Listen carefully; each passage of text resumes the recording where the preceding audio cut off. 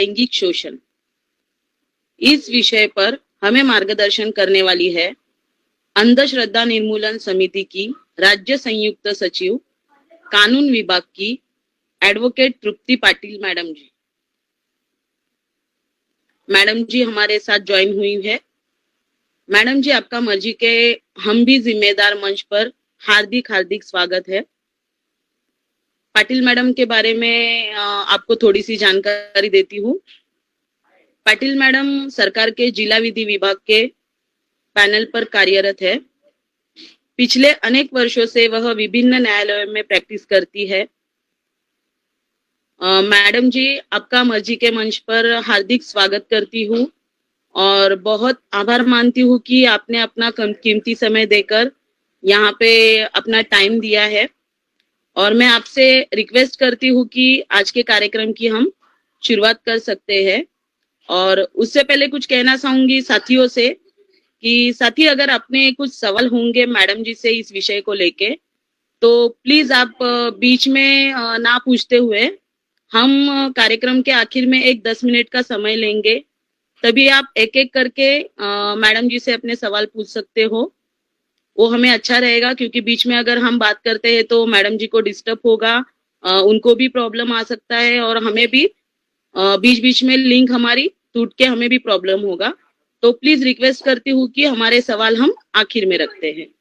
Madam ji please आप अपने कार्यक्रम की शुरुआत कीजिए। सभी को मेरा नमस्कार और मर्जी फाउंडेशन का मैं आभार प्रकट करना चाहूँगी कि उन्होंने हमेशा मुझे कोई भी नया कानून के बारे में जानकारी या कोई भी नए विषय की जानकारी के लिए पूछा है। एक बार मुझे नहीं समय मिल पाया तो उसके लिए मैं खेद व्यक्त करती हूँ। तो आज का ये जो विषय है महिलाओं का लैंगिक शोषण काम के स्थल पर, कार्यस्थल पर। तो ये लैंगिक शोषण क्या है? हम सिर्फ सुनते हैं लैंगिक शोषण क्या है तो रेप है या मोलेस्टेशन है, सिर्फ इतना ही हमारे दिमाग, मगर और भी ऐसे बहुत सारी कृतियां होती है जो पुरुषों द्वारा की जाती है, तो वो भी लैंगिक छल में आता है। तो वो क्या क्या होगा? सॉरी थोड़ा मतलब पूरा हिंदी में बोलना थोड़ा कोई कोई वर्ड्स के लिए डिफिकल्ट हो सकता है, तो वहाँ पे मैं इंग्लिश ऐसा यूज कर लूंगी क्योंकि कानून की भाषा बोलनी है तो पूरा पूरा हिंदी बोलना थोड़ा मुश्किल हो जाएगा। तो ये जो कानून आया तो क्यों कानून लाना पड़ा? तो ये जो हम बोलते हैं आजकल महिलाएं पुरुषों के कंधों से कंधा मिला के काम कर रही है। आज कौन सा ऐसा क्षेत्र है नहीं है जहाँ पे स्त्रियां नहीं है? हर क्षेत्र में स्त्रियां काम कर रही है। आर्मी हो, नेवी हो या एयरफोर्स हो, वहाँ पे भी महिलाएं आज काम कर रही है। और छोटे छोटे जो वर्कशॉप्स है या छोटे छोटे काम की जगह है, वहाँ पे भी आज महिलाएं काम करती हुई दिख रही है। क्योंकि ये करना क्यों पड़ा? तो जो महंगाई बढ़ती जा रही है या घर में खाने वाले मुंह ज्यादा है, तो एक ही आदमी के पगार से घर में कठिनाइयां महसूस होती है, आर्थिक स्तर गिर जाता है, वो पूरा नहीं हो पाता है।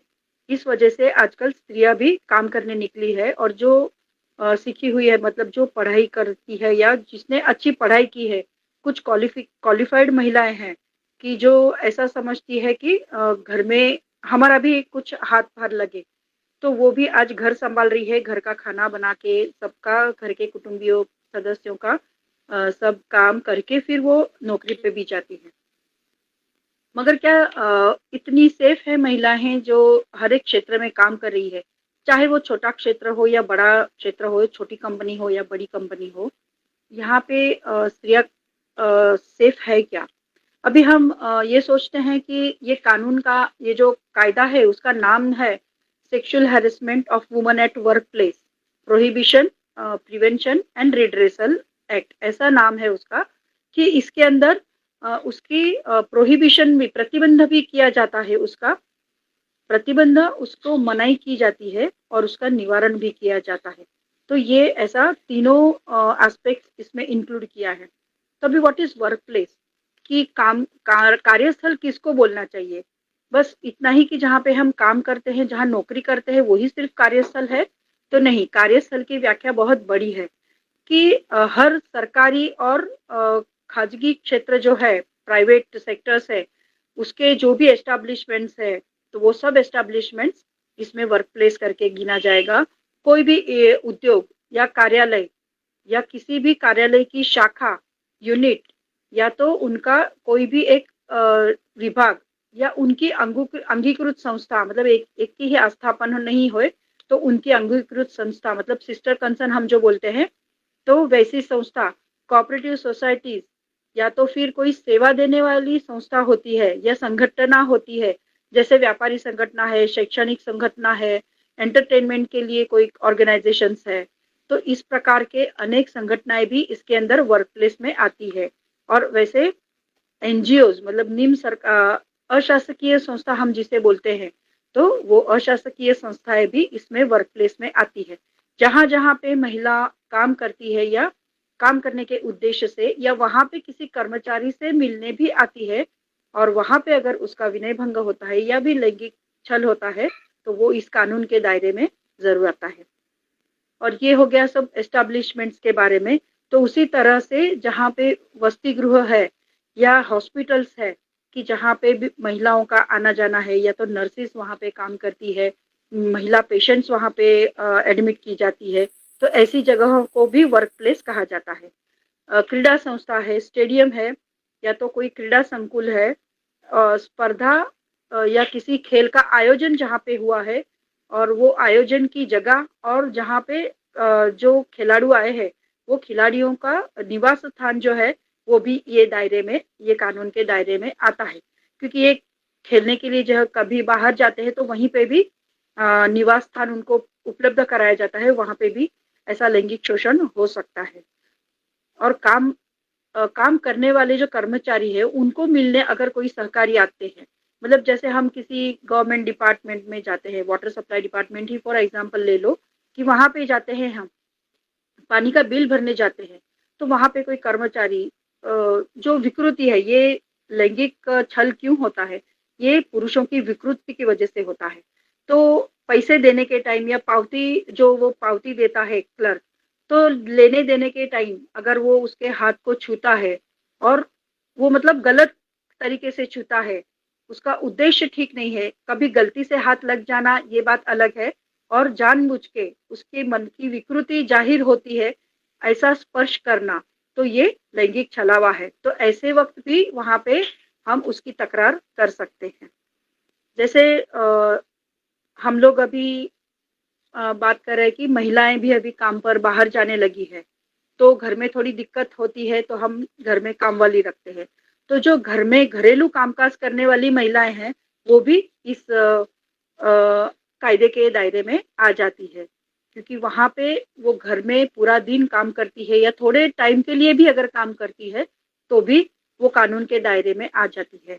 आपको शायद पता होगा, अगर आप अखबार पढ़ रहे होंगे, या कुछ ऐसे कानून के बारे में घटने वाली हाईकोर्ट की घटनाएं, या तो ऐसी बड़ी घटनाएं अगर जानने में दिलचस्पी रखते हो, तो आपने सुना होगा, शाइनी इब्राहिम करके एक अच्छा एक्टर था, अभी बहुत साल हो गए वो बात को, शाइनी इब्राहिम को शायद सब लोग भूल गए होंगे, मगर वो जो शुरुआत थी ये कानून के बाद, ये पहला ऐसा बड़ा केस आया था कि शाइनी इब्राहिम जो एक्टर था, उसके खुद के घर के कामवाली ने उसके ऊपर केस किया था कि उसने मेरा लैंगिक छलावा किया है, और मुझे ज्यादा पगार देने की लालच दिखा के उसके ऊपर बलात्कार किया गया था, ऐसा केस था। तो वो केस अभी भी चल रहा है, अभी उसका निकला नहीं है, बहुत सालों से चल रहा है। और जैसे अभी 2 दिन पहले टहल का जो न्यूज चैनल था, उसका डायरेक्टर जो था, उसका भी नाम अभी मैं भूल गई, तो वो उनका भी निकाला, मतलब जजमेंट आ गया है, तो वो एक्विटल हो गए, निर्दोष हो गए हैं।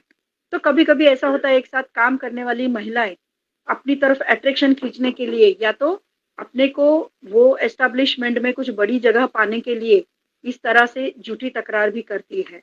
तो ये ऐसा नहीं है कि हमेशा ये लैंगिक छलावा की जो भी कंप्लेंट्स आती है, तो वो हर कंप्लेंट्स जेन्युइन ही होती है, इसमें झूठी कंप्लेंट्स भी आ सकती है।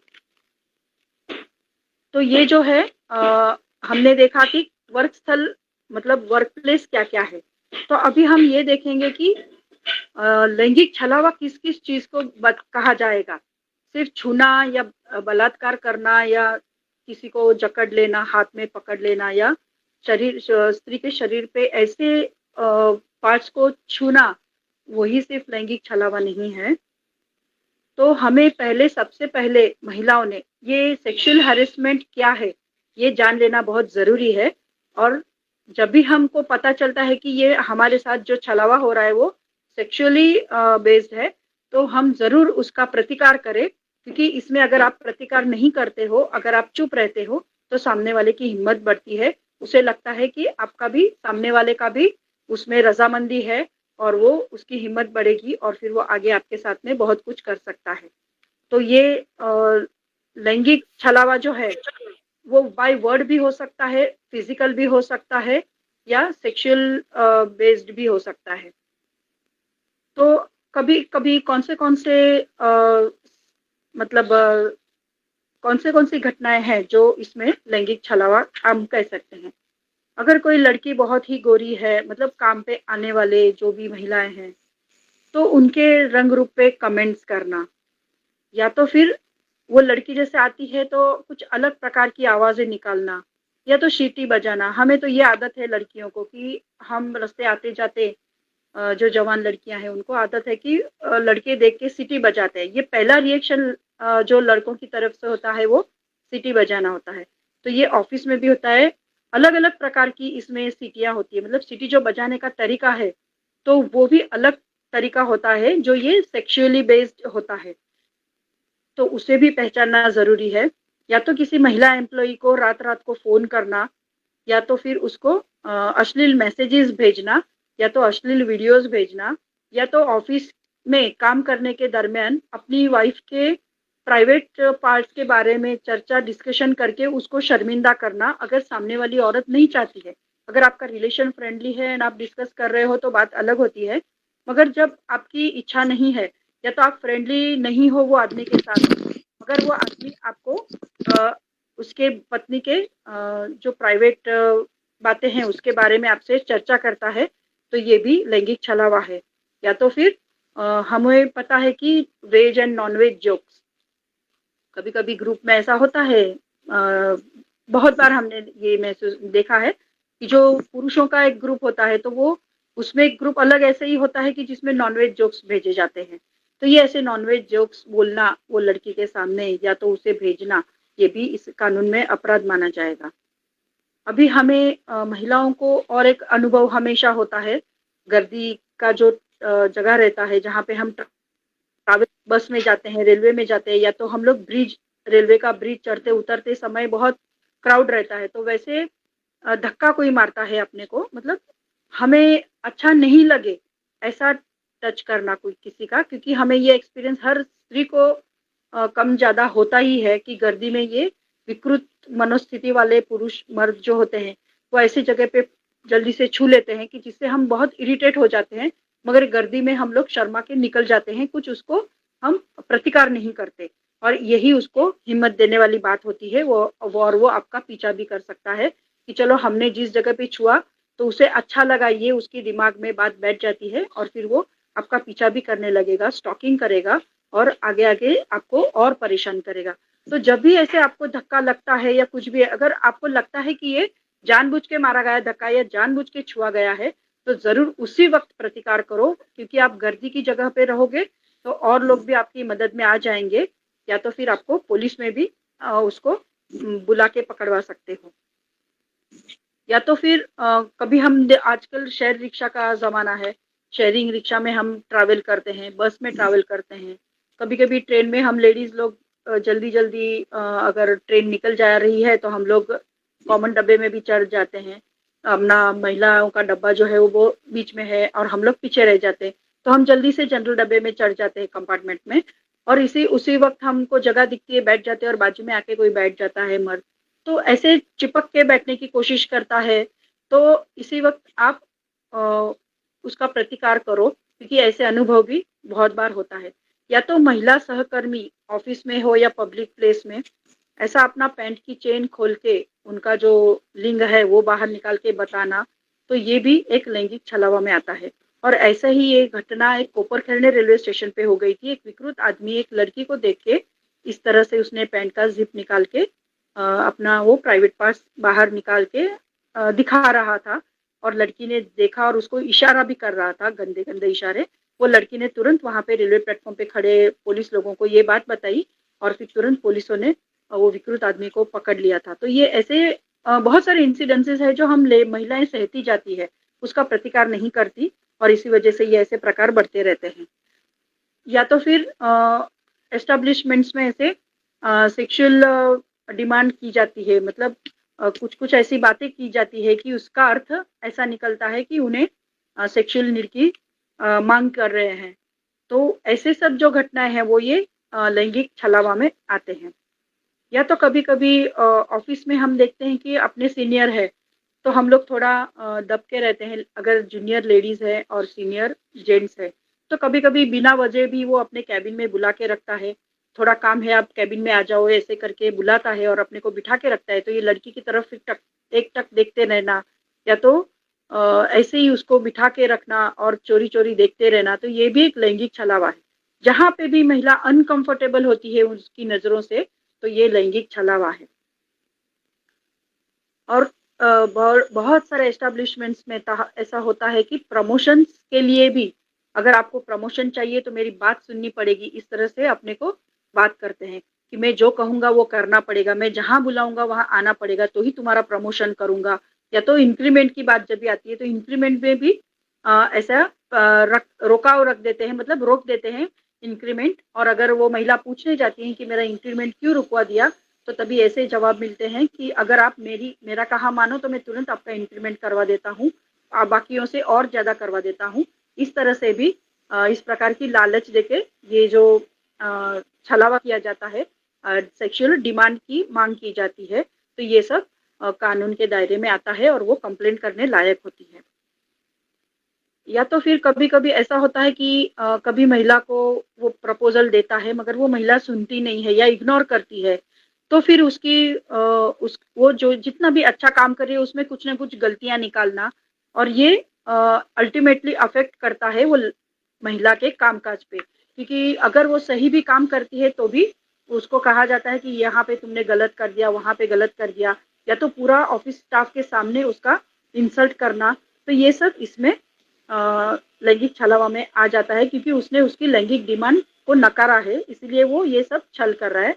या तो फिर उसको दूसरे स्टाफ से ज्यादा काम ये महिला को ही देना कि नहीं आप बहुत ही एफिशिएंट हो इसलिए आपको ज्यादा काम दे रहा हूँ, ऐसे बोल के भी ऐसे काम भी करवा जाते हैं। और अगर महिला परेशान हो जाएगी और फिर उसकी डिमांड के सामने झुक जाती है, ऐसे भी बहुत सारे इंसिडेंसेस हो सकता है। या तो कभी कभी हम देखते हैं कि जो डायरेक्टर्स है या कोई है तो उन लोगों को शौक रहता है कि सुंदर दिखने वाली महिलाएं अपने साथ में सिर्फ घुमाते, जहां भी मीटिंग में जाते हैं अपने साथ लेके जाते हैं, उन्हें और कुछ करना नहीं होता है, just as a showpiece उनके साथ में आना होता है ताकि वो सामने वालों को जला सके कि देखो मेरे साथ में भले मेरी उम्र इतनी बड़ी हो गई है मगर मेरे साथ में इतने यंग एज वाली लड़कियां भी साथ में आती है। तो ये भी एक लैंगिक छलावा है कि आपका मिसयूज किया जा रहा है, महिलाओं का शरीर का प्रदर्शन करवाया जा रहा है, या तो फिर उसको सामने रख के जो भी कोई बिजनेस डील है तो इस तरह से बिजनेस डील्स भी करवाई जाती है।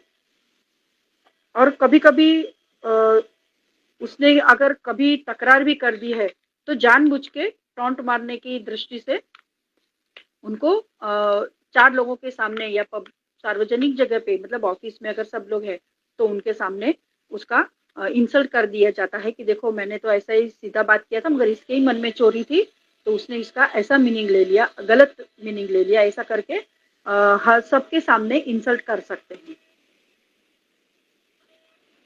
तो अभी थोड़े एग्जाम्पल्स थे, मैं मतलब कंपनी और उनका नाम नहीं लूंगी पीड़ित का, कि एक महिला कर्मचारी के साथ में एक पुरुष कर्मचारी काम करता था, उसने उसको प्यार का प्रपोजल दिया रखा था मगर वो उसने नकार दिया कि नहीं मुझे आपसे ऐसा कुछ प्रेम प्रकरण नहीं करना है, मुझे काम करना है और मुझे मेरा घर संभालना है, मैं ऐसी बातों के लिए ऑफिस नहीं आई हूँ। तो तभी वो गुस्से से इतना आग बबूला हो गया कि वो उसको रात रात को परेशान करता था और वो फोन करके अगर वो इसका फोन नहीं उठाती है तो वो दूसरे उसके दोस्त के मोबाइल से फोन करके उसको परेशान कर रहा था। और फिर ऑफिस में भी जब भी आती थी तो ऐसी नज़रों से देखेगा कि उसको बहुत ही संकोच हो रहा था। तो तभी उसने कंप्लेंट की थी और ये कंप्लेंट में उसमें साक्षीदार मतलब उसने अपनी सहेलियों से भी ये बात करी थी और ये सहेलियों ने भी नोटिस किया था कि ये जब भी जाती है तो ये पीछे पीछे आता है या तो फिर सामने इस तरह बैठेगा कि उसको मतलब ये लड़की नजर उठा के देख ना सके, ऐसे डरा के रखा था। तो इस प्रकार से वो कंप्लेंट उसने की थी, तो वो कंप्लेंट एस्टेब्लिशमेंट में मैनेजमेंट वालों के सामने एंड फिर उसमें वो आदमी को उसके दूसरे ब्रांच में भेज दिया गया। तो इस तरह से ये होता है, मतलब अपना कार्य क्षमता जो है, एफिशिएंसी काम करने की है, उसमें भी थोड़ा बदलाव आ जाता है क्योंकि हम कंटिन्यूस टेंशन में रहते कि अरे वो आदमी मुझे ऐसे परेशान कर रहा है। ऑफिस के अंदर ही अगर ऐसे कोई विकृत है तो ये बहुत परेशानी वाली बात होती है, तो इसका प्रतिकार करना ही चाहिए। और एक कंपनी के डायरेक्टर ने अपनी सेक्रेटरी को, पर्सनल सेक्रेटरी को 5 स्टार होटल का रूम बुक करके वहाँ पे डिक्टेशन लेने के लिए आ जाओ ऐसा कह के उसको वहाँ पे बुलाया था। उसने बोला कि यहाँ पे मीटिंग चल रही है और डिक्टेशन लेने के लिए आ जाओ, ऐसा करके 5 स्टार होटल में बुलाया था रूम में। और जब भी वो लड़की वहाँ पे गई तो उसे पता चला कि यहाँ तो उसके डायरेक्टर के सिवा और कोई नहीं था और तभी वो उसके साथ में नज़दीक बिठा के उसके बदन के साथ छेड़छाड़ करने लगा। उसी वक्त वो लड़की वहाँ से उठकर भाग निकली और वहाँ पे कंप्लेंट भी कर दी। भले वो डायरेक्टर है तो भी इधर other trustees and other board of directors के सामने ये कंप्लेंट गई एंड फिर वो जो इसमें कमिटी होती है, मैं कमिटी के बारे में भी बात करूंगी, तो कमिटी के सामने वो कंप्लेंट जाती है और वो कंप्लेंट की छानबीन होती है और दोनों पार्टीज को बुला के फिर उनको उनका मतलब सब एविडेंसेस या तो जो भी उनका कहना है, स्टेटमेंट्स वगैरह लिए जाते हैं और वो स्टेटमेंट के हिसाब से वो तकरार सच है या झूठ है, या तो वो आदमी सही में गलत है तो उसको जो सर्विस रूल्स है वो कंपनी के, वो हिसाब से उसके ऊपर कार्रवाई होती है। तो अभी ये इसमें 2 प्रकार की तकरार समितियां हैं जो बड़े बड़े एस्टेब्लिशमेंट्स है, मतलब जहाँ पे 10 से ज़्यादा कर्मचारी काम कर रहे हैं, जिसकी संख्या 10 हो और उसमें महिलाएं भी हैं, तो वहाँ पे इंटरनल कंप्लेंट्स कमेटी आईसीसी अंतर्गत तकरार समिति स्थापन करना ये कानून के तहत मैंडेटरी है। ये हर एक एस्टेब्लिशमेंट में होना ही चाहिए। मगर आज हम जहाँ जहाँ जाते हैं, सरकारी ऑफिस में भी जाते हैं, तो वहाँ पे भी हमने देखा है कि इस प्रकार की समितियां गठित नहीं की गई है, तो ये कंपलसरी है। तो ये अंतर्गत तकरार समिति हर एक एस्टेब्लिशमेंट्स में गठन होनी चाहिए और ये कायदे से बंधनकारक है। और अगर एक ही एस्टेब्लिशमेंट के अलग अलग ब्रांचेस है, जैसे फॉर एग्जांपल ले लो कि हम बैंक में काम कर रहे हैं, तो बैंकों की अनेक शाखाएं होती है, तो बैंकों की शाखा हर एक शाखा में अलग अलग शाखा होगी, तो अलग अलग कमिटी वहाँ पे रहेगी। ऐसा नहीं है कि हेडक्वार्टर कहाँ मुंबई में है तो बस वहीं पे सिर्फ समिति गठन होगी, ऐसा नहीं होता है। हर एक ब्रांच में समिति गठन करनी ही चाहिए। ऐसा जैसा मैंने एग्जांपल बैंक का दिया, वैसे हर एक कार्यालय का भी अपना अपना अगर ब्रांचेस है या एनजीओज है या और कोई एस्टेब्लिशमेंट्स है जहाँ उनका ब्रांचेस है, तो वहाँ पे ये कमिटी होनी चाहिए अगर 10 से ज़्यादा कर्मचारी है तो। और इसमें अध्यक्ष कौन रहेगा, तो वही कंपनी में जो कर्मचारी काम करते हैं, वही कार्यालय में काम करने वाले किसी वरिष्ठ कर्मचारी जिसको ज़्यादा साल का अनुभव है, वो कंपनी में वो ज़्यादा साल से है, तो वैसी वो भी महिला होनी चाहिए। ऐसी एक महिला कर्मचारी को ऐसा कमेटी का अध्यक्ष बनाया जाता है और उसमें 4 सदस्यों की ये कमेटी होती है और 2 मेंबर्स जो होते हैं वो भी इफ पॉसिबल महिलाएं होनी चाहिए और उनको थोड़ा कानून का जानकारी वगैरह होगा या तो कुछ सोशल वर्क का अनुभव होगा, तो ऐसे कर्मचारियों को भी इसमें शामिल किया जाना चाहिए।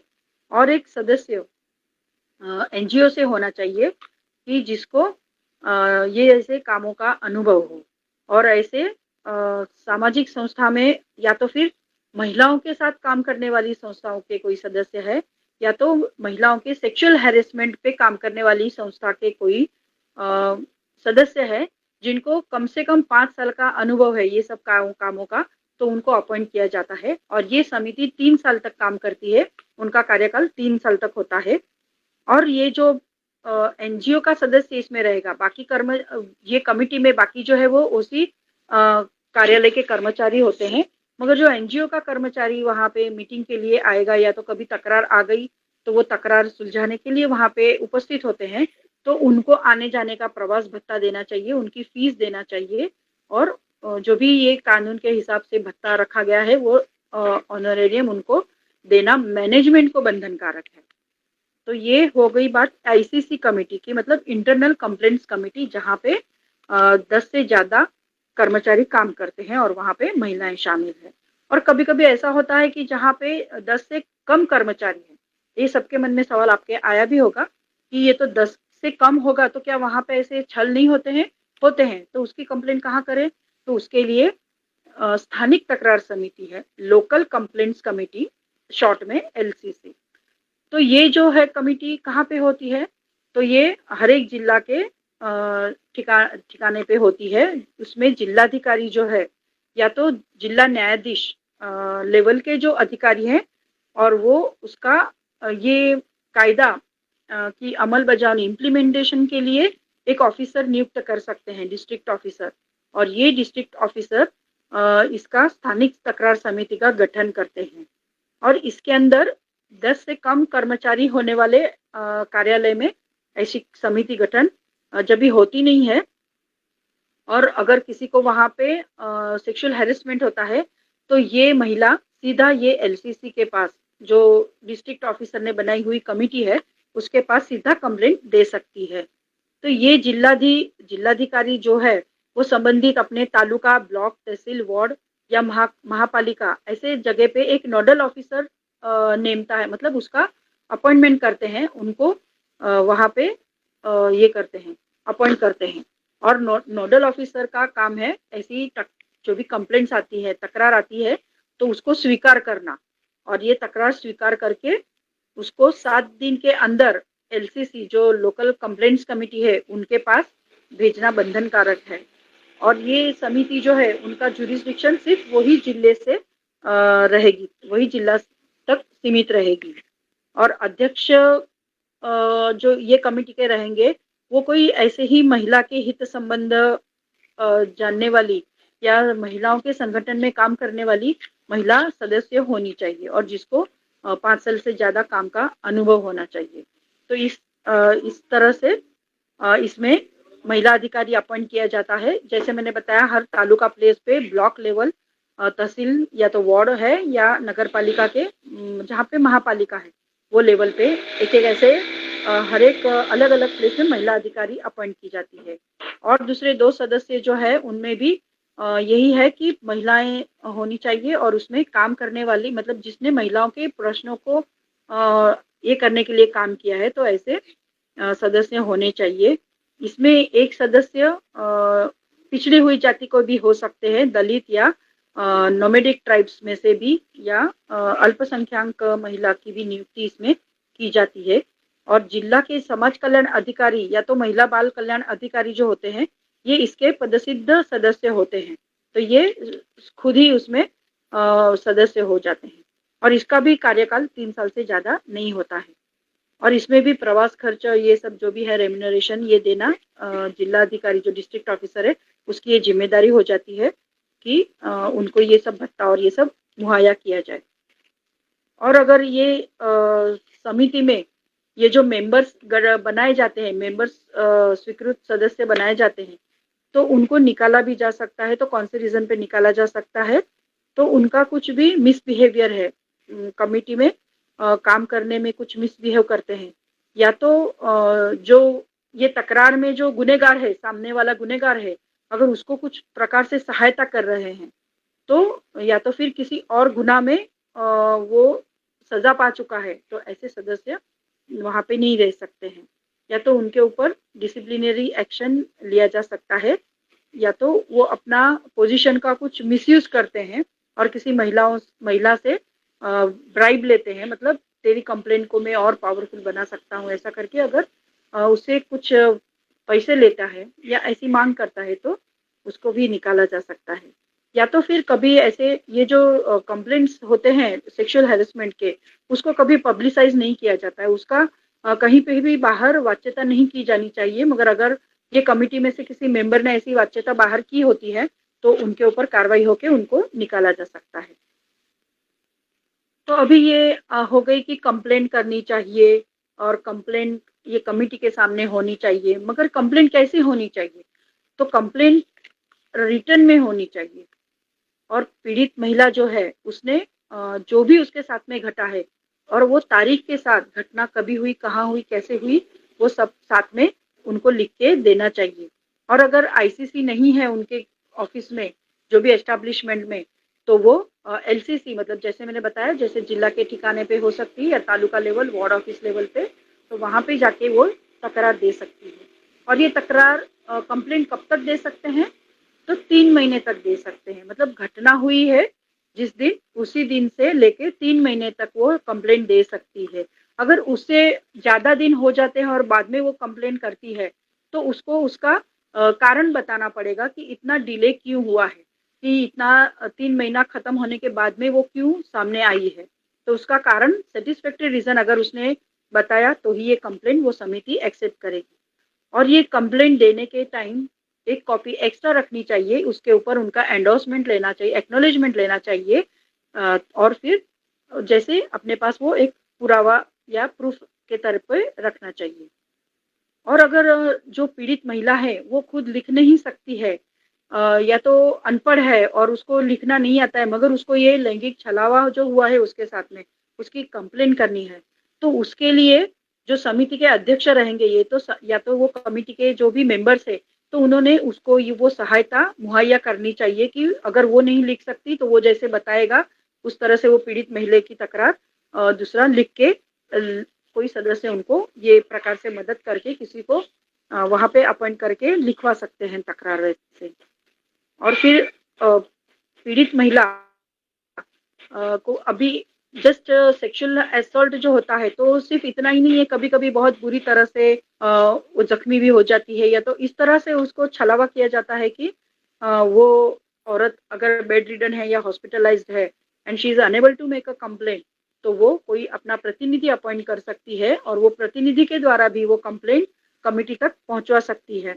या तो कभी कभी इस तरह से भी हो जाता है कि ये लैंगिक छलावा के परिणामतः कभी कभी उसकी मृत्यु भी हो सकती है, या तो खुदकुशी भी कर सकती है, क्योंकि बहुत बार ऐसे होता है कि वो जो छलावा होता है वो सहते सहते वो महिला इतनी परेशान हो जाती है, और वो मानसिक मतलब इसमें मेंटल टॉर्चर ज्यादा होता है और वो मेंटली हैरेस होके इतनी डिप्रेस हो जाती है और डिप्रेशन में कभी कभी सुसाइड कर लेती है। तो ऐसे अगर वो मृत्यु हो चुकी है तो उसके जो लीगल हेयर्स है, तो वो लीगल हेयर्स ऐसे रिटर्न में कंप्लेंट ये कमेटी में कर सकते हैं, अगर उनको ये बात भी पता है कि वो सुसाइड किया है या तो जो भी मृत्यु के कारणीभूत है, जो लोग जिनके वजह से उसकी मृत्यु हुई है, तो वो लोग कंप्लेंट कर सकते हैं। और इस कानून के तहत ये जो कंप्लेंट्स है, ये जो सेक्सुअल हैरेसमेंट्स के कंप्लेंट्स है, उसकी एक खास बात ये है और ध्यान में रखने वाली बात है कि इसके अंतर्गत जो आने वाली तकरारें होती है या तो जो भी इसमें प्रोसीजर होते हैं, डेवलपमेंट्स होते हैं, ऑर्डर्स होते हैं, तो इसकी मालूमात या तो उसकी माहिती, इंफॉर्मेशन हम राइट टू इंफॉर्मेशन एक्ट में नहीं मांग सकते, या तो कहीं पे भी उसको पब्लिसाइज नहीं करते, पब्लिश नहीं करते। वो इंटरनल कमिटी के पास ही वो रिपोर्ट होना चाहिए और दोनों पार्टीज को उसका जो भी ऑर्डर होता है या जो भी तकरार की छानबीन करके जो भी ये निकाला है, सुझाव निकाला है या कुछ भी ऑर्डर किया है, तो वो दोनों पार्टीज को इसकी कॉपी दी जाती है, मगर उसको पब्लिसाइज नहीं किया जाता और पब्लिक में भी उसकी बातें नहीं की जाती। और कभी कभी अगर सेक्सुअल हैरेसमेंट कम प्रमाण में हुई है तो उसमें काउंसलिंग भी करके उसका काउंसिलिएशन किया जाता है, मतलब तड़जोड़। मतलब अगर कोई ऐसा ही छेड़ देता है सिर्फ ऑफिस में, या तो जो कलरफुल रिमार्क्स या है ऐसे बोलते हैं, तो उसकी सजा ज्यादा नहीं, अगर मतलब इससे ज्यादा तकलीफ नहीं हुई है उस औरत को, और अगर वो चाहे महिला, पीड़ित महिला, तो अगर वो सामने से कुछ माफी मांगने को तैयार है या फिर से ऐसा न करने की अंडरटेकिंग देता है, तो वो महिला सोच सकती है उसके बारे में। और फिर अगर वो कंप्लेंट्स कमेटी को लगता है, अंतर्गत कंप्लेंट कमेटी को, कि इसमें तथ्य ज्यादा नहीं है और दोनों को सुलझाया जा सकता है, तो वो सुलझा भी सकते हैं। और तड़जोड़ अगर होती है तो वो करवा सकते हैं। और पीड़ित महिला और वो जो सामने वाला आरोपी पुरुष होगा तो उसके बीच में काउंसलिंग करके उनको सेटलमेंट करके दी सकती है। मगर इसके अंदर सेटलमेंट किस तरह से होगी, ऐसा नहीं होना चाहिए कि वो आदमी बोलेगा कि मैं इतना इतना पैसा दे देता हूँ उसको, ये कॉम्पनसेशन के तौर पे उसको दे देता हूँ और ये कंप्लेंट अपनी वापस ले ले। इस तरह की लालच न होनी चाहिए, मतलब आर्थिक व्यवहार इसमें कहीं भी नहीं होना चाहिए। सेटलमेंट ये सिर्फ जो भी उसके साथ में छलावा हुआ है उसके लिए होना चाहिए। आर्थिक व्यवहार अगर उसमें होगा तो it will not be a settlement. और ये जो भी सेटलमेंट होती है तो उसकी नोट, उसका एक नोट तो उसकी नोंद जो करते हैं तो वो ऑर्डर उधर के जो कंप्लेंट कमेटी के ये है अध्यक्ष है उनके पास, या तो फिर जिलाधिकारी के पास, या तो जो मैनेजमेंट में ये है जो मतलब अल्टीमेट बॉस है उनका जो भी एम्प्लॉयर है उनके पास दे सकते हैं, क्योंकि तभी उनको पता चलेगा कि ये उनके बीच में सेटलमेंट हो गई है। अगर इंक्वायरी इस तरह से है कि कभी कभी ऐसा होता है कि हमेशा एस्टेब्लिशमेंट के अंदर ही नहीं, मुझे शायद ऐसा लगता है कि मैंने लास्ट टाइम जो कुछ महिलाओं के कानून के बारे में बात की थी तभी ये एग्जांपल दिया था कि नहीं पता नहीं मुझे, मगर मैं एक एग्जांपल देना चाहूंगी कि मैं भी कल्याण में जो कल्याण जिला कारागृह है वहाँ पे भी ये इंटरनल कंप्लेंट्स कमेटी है, वहाँ पे मैं एनजीओ मतलब जो नॉन गवर्नमेंटल ऑर्गेनाइजेशन के जो एक मेंबर चाहिए महिला, और मैं वकील भी थी तो इसीलिए मुझे वहाँ पे अपॉइंट किया गया। और वहाँ पे एक ऐसा केस आया था कि हम लोग तो सिर्फ इतना ही सोचते हैं कि sexual harassment at work place मतलब काम करने वाले एम्प्लॉयर एंड एम्प्लॉय के बीच में अगर कुछ होता है तो होता है, मगर ये अलग तरीके से भी कैसे देखो होता है कि एक महिला वहाँ पे अपना पति कोई तो जून में कल्याण जेल में बंदी था, तो उसको मिलने के लिए मतलब जो बंदी अंदर होते हैं जेल के कैदी, तो उनको मिलने के लिए उनके रिश्तेदार आ सकते हैं। तो उसकी ये जो पुरुष बंदी था, कैदी था, उसकी पत्नी उसको मिलने आया करती थी। तो ऐसे आते जाते ये जो वहाँ पे जेल के हवलदार या मतलब ऑफिसर्स होते हैं उनसे जान पहचान हो जाती है। तो वैसे एक हवलदार के साथ में उसकी जान पहचान हो गई थी। और फिर उसने कभी कभी क्या होता है कि कोई छुट्टी का दिन आ जाता है बीच में और मुलाकात के लिए, अगर ये महिला भी जॉब करती थी तो उसको निकलना होता था, तो उसने एक हवलदार से फ़ोन नंबर ले लिया था, उनसे अच्छी दोस्ती हो गई थी, हवलदार से नंबर ले लिया था। और फिर कभी उसको आना रहता था तो वो फ़ोन करके उसको पूछती थी आज छुट्टी है या नहीं है, तो वो बता देता था कि नहीं आज छुट्टी नहीं है, मुलाकात चालू है, आप आ सकते हो, तो वो आ जाती थी। मगर ऐसे करते करते एक बार ऐसा मतलब वो जो अंदर कैदी था, ये जो महिला आती थी उसका पति जो अंदर था किसी गुनाह में, तो वो पति ने महिला आयोग में तकरार की थी कि मेरी पत्नी यहाँ पे मुझे मुलाकात के लिए आती है, मुझे मिलने के लिए आती है, वहाँ पे ये फलाना फलाना हवलदार जो है जेल का वो उसको सेक्सुअली हैरेस करता है और उसे गलत गलत डिमांड करता है।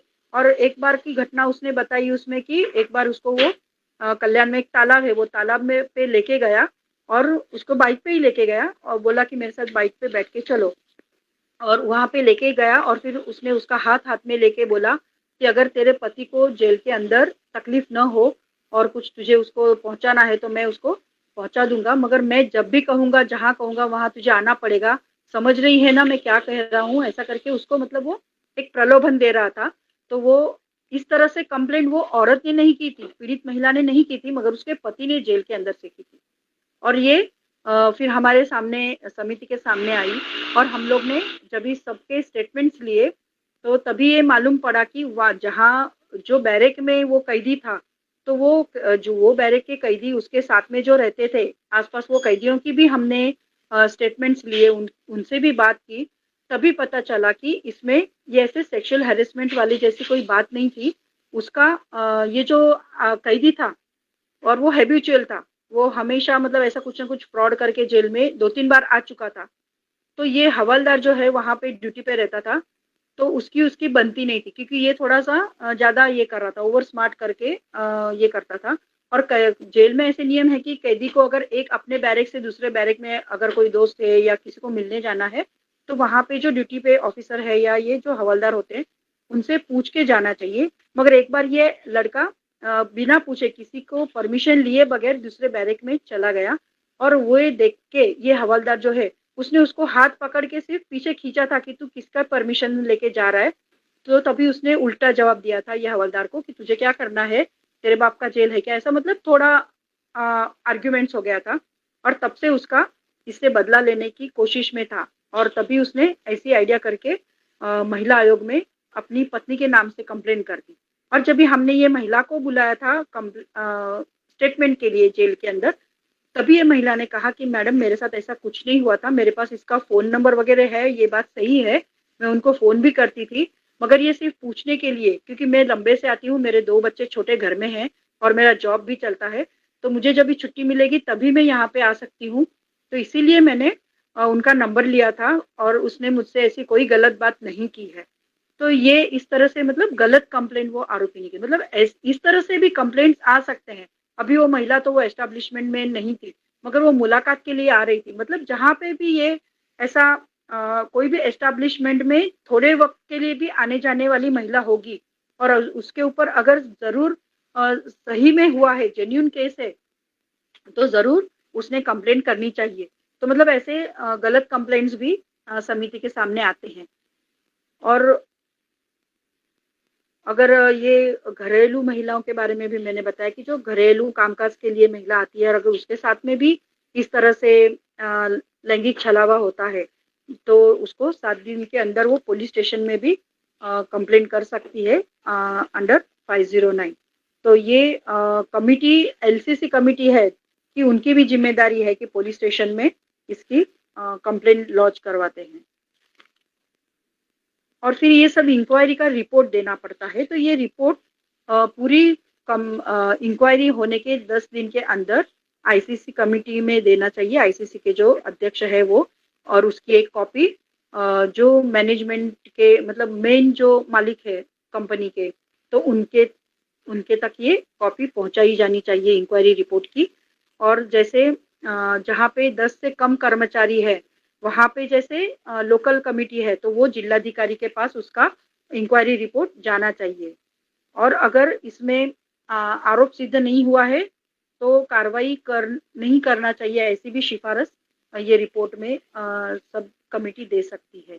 या तो अगर आरोप सिद्ध हो गए हैं, सब एविडेंसेस उस आदमी के खिलाफ आ जाते हैं और ये बात सच में हुई है, सेक्सुअल हैरेसमेंट हुई है, तो उसके लिए उसको क्या सजा देनी चाहिए ये भी इसके अंदर लिखते हैं। और बहुत सारी जगहों पे जो उनके कंपनी के बड़े बड़े कंपनियों के खुद के भी सर्विस रूल्स होते हैं, तो वो रूल के हिसाब से मैनेजमेंट को सलाह दी जाती है कि आपके सर्विस रूल के अनुसार आप वो आदमी को कार्रवाई कर सकते हो। तो कभी कभी ऐसे बड़े बड़े एस्टेब्लिशमेंट्स में अनेक ब्रांचेस होती हैं, कभी कभी अदर स्टेट्स में होती है, जैसे महाराष्ट्र, गुजरात, केरला, कर्नाटक, तो वो अलग स्टेट के दूसरे स्टेट के ब्रांच में भी उनको भेज सकते हैं, ऐसा ट्रांसफर कर सकते हैं, सस्पेंड कर सकते हैं या काम से निकाल भी सकते हैं, जैसे भी वो जो गुनाह हुआ है और जो भी सामने तथ्य आए हैं वो हिसाब से अगर पाया जाता है कि गंभीर है ये उसने जो किया हुआ काम है, तो उसके लिए उसको निकाला भी जा सकता है। तो जहाँ पे भी मतलब जहाँ जहाँ एस्टेब्लिशमेंट्स छोटे हैं या उनके पास ऐसे खुद के सर्विस रूल्स नहीं है, तो वहाँ पे लेखी माफीनामा भी मतलब राइटिंग में माफीनामा लिख के लिया जा सकता है, या तो मैनेजमेंट की तरफ से उसको समझ दी जाती है और ताकीद दी जाती है कि वापस ऐसा न करे, और या तो उनका प्रमोशन रुकवा सकते हैं, उनका जो सैलरी इंक्रीमेंट है वो रुकवा सकते हैं। इस तरह से भी कुछ कुछ एक्शंस लिए जा सकते हैं, या तो उनको सामने वाले को टर्मिनेट किया जाता है, या तो जल्दी से उसको रिटायरमेंट लेने के लिए, वीआरएस लेने के लिए बोला जा सकता है, या तो बात छोटी ही है तो उनको काउंसलिंग करके उनको कुछ सोशल पनिशमेंट दी जाती है। मतलब हम लोग बहुत कम सोशल पनिशमेंट्स देखते हैं कि जैसे उनको सोशल पनिशमेंट में ऐसा होता है कि अगर वो गुनाह करता है तो कभी ऑफिस में झाड़ू लगाने का काम दे सकते हैं, और ऐसे पनिशमेंट से डर के वो लोग फिर कोई अलग तरीके से माफी या ये कर सकते हैं। और हेलो हेलो मैडम, मेरा एक नहीं, सवाल हम बाद में लेंगे, मगर अभी मैं, और टाइम है ना मेरे पास, अभी बस थोड़ा ही है, आई कैन कंटिन्यू और नॉट? ठीक है। अभी एक थोड़े 5 मिनट में मैं खत्म कर सकती हूँ। और इसमें ये कानून के तहत ऐसा है कि अगर एक कोई तकरार है और वो सिद्ध नहीं हो पाई है कुछ एविडेंस के अभाव से या कुछ भी रीजन से, तो उसका मतलब ये नहीं निकलना चाहिए कि ये कंप्लेंट झूठी थी। तो उसका मतलब पूरा ये करके ही उसको निकाला जा सकता है, डिस्पोज किया जा सकता है कि अगर झूठी तक कंप्लेंट है तो वो अगर एविडेंसेस में आ जाता है, कोई विटनेसेस बताते हैं गलत है, तो उसको खारिज कर दी जा सकती है। और अगर झूठी कंप्लेंट करने वाली औरत होगी, पीड़ित महिला ये करेगी, तो उसके ऊपर भी कार्रवाई करने की सिफारिश ये कमेटी दे सकती है। क्योंकि जैसे मैंने 1-2 एग्जांपल्स बताए कि कैसे झूठी कंप्लेंट्स करते हैं महिलाएं, तो उनके ऊपर कार्रवाई करने की सिफारिश ये कमेटी कर सकता है। और वो मैनेजमेंट को या तो ये जो जिलाधिकारी है उनको ये दे सकते हैं। और वो हिसाब से अगर सर्विस रूल्स नहीं है तो जो ये कानून में प्रोसीजर है वो हिसाब से उसके ऊपर कार्रवाई कर सकते हैं। और ये सब हो गया एम्प्लॉइज, मतलब जो पीड़ित महिला कहाँ तकरार कर सकती है, किसको कांटेक्ट कर सकती है, कैसा प्रोसीजर होता है, कमिटी में कौन कौन होते हैं और कमिटी का अहवाल कहाँ जाता है, ये सब हुआ। अभी एम्प्लॉयर की भी कुछ जिम्मेदारी है, मतलब जो मालिक है, कंपनी का मालिक है, उसकी भी कुछ जिम्मेदारियां हैं।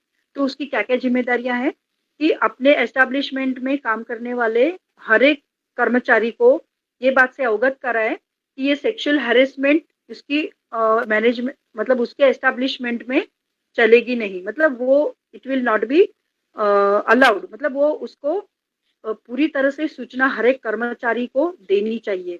या तो उनको ये बात से भी अवगत कराना चाहिए कि अगर आप सेक्सुअल हैरेसमेंट का अगर अप्रूव हो जाती है आपके ऊपर, तो उसकी क्या क्या परिणाम हो सकते हैं कि आपको निकाला जा सकता है, आपको सस्पेंड किया जा सकता है, आपको ट्रांसफर किया जा सकता है, ये सब उनको अवगत कराना चाहिए। और फिर कंप्लेंट, इंटरनल कंप्लेंट कमेटी तो उनको गठित करनी ही चाहिए। अगर कोई एम्प्लॉयर इस तरह से इंटरनल कंप्लेंट्स कमेटी नहीं गठित करता है और अगर उसकी बात की मालूमात जिलाधिकारी को होती है, तो वो उनको 50,000 तक का जुर्माना भरना पड़ सकता है। और अगर वो रिपीटेडली, मतलब एक बार जुर्माना भर के फिर नेक्स्ट ईयर का भी नेक्स्ट मतलब टर्म के लिए 3-3 साल के लिए कमेटी होती है, तो नेक्स्ट टर्म के लिए भी अगर वो कमेटी गठित नहीं करते हैं तो वो दंड की रकम बढ़ती जाती है और फिर उसका रजिस्ट्रेशन भी कैंसिल हो सकता है, वो मैनेजमेंट का, वो एस्टेब्लिशमेंट का। तो ये सब बहुत ही मतलब अच्छा कानून है, मगर उसकी अभी तक ज्यादा अवेयरनेस क्रिएट नहीं हुई है। और इसके अंदर महत्वपूर्ण है कलम 4 ये कानून का, कि हर एक एस्टेब्लिशमेंट में इंटरनल कंप्लेंट कमेटी, जहाँ पे 10 से ज्यादा कर्मचारी है और जैसे आईसीसी कमेटी गठित है, तो वो कमेटी का सदस्यों के नाम के साथ ऐसे दर्शनी भाग में लगाना चाहिए। मतलब जैसे ऑफिस में कोई एंटर करता है तो सामने ही वो बोर्ड, उसका फ्लैक्स दिखना चाहिए कि यहाँ पे ऐसा सेक्सुअल हैरेसमेंट हो गई है आपके साथ में, तो आप इन व्यक्तियों से संपर्क करें। उनका फोन नंबर दिया जाता है और वो कभी मिलेंगे, उनके टाइमिंग भी दिए जा सकते हैं। तो ये कंपलसरी मैंडेटरी है। तो ये सूचना उन्होंने अपने वॉल पे या अपना ऑफिस के सामने लगाना चाहिए। और जब भी कंप्लेंट्स कमेटी के सामने कंप्लेंट आती है, पीड़ित महिला रखती है, तो मैनेजमेंट की ये जिम्मेदारी है कि जो भी वो औरत, वो आरोपी या जो गुनहगार सदस्य है वो कंपनी का, तो उसको ये मैनेजमेंट एम्प्लॉयर जो है वो सामने लाए, कमेटी के सामने उसको लाना चाहिए, उसको अवेलेबल करके देना चाहिए। और फिर ये जो अगर कुछ कॉम्पनसेशन भी मिलने की इसमें ये है, तो ये कॉम्पनसेशन की रकम भी वो जो अपराधी है, मतलब जिस पे ये सिद्ध हो जाता है कि उसने ये अपराध किया है, तो उसके पगार से भी वो वसूला जा सकता है, वो रिकवरी कर सकता है।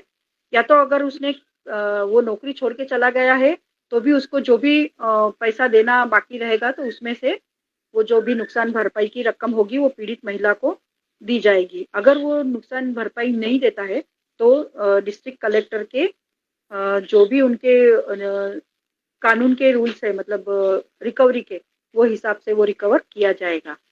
और